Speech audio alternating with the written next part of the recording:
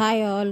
తిరుపతిలో గంగమ్మ జాతర అయిపోయిన తర్వాత కూడా 5 వీక్స్ పాటు every Wednesday, Friday and Sunday pongal పెట్టుకునే వాళ్ళు ఉంటే పొంగల్ పెట్టుకొని మొక్కులు తీర్చుకుంటారు. నేనైతే అమ్మవారికి చీర ఇద్దాం అనుకున్నాను, అందుకోసమనే వెళ్ళాము. చాలా హడావిడిగా అయిపోయింది. మెడికల్ షాప్లో కొంచెం మెడిసిన్స్ అవి తీసుకున్నాం పిల్లల కోసం. నెక్స్ట్ అమ్మవారికి రేపు అమ్మవారికి ఏమేమి ఇవ్వాలి అనేది ముందుగానే తీసుకొని వెళ్ళిపోతూ ఉన్నాము.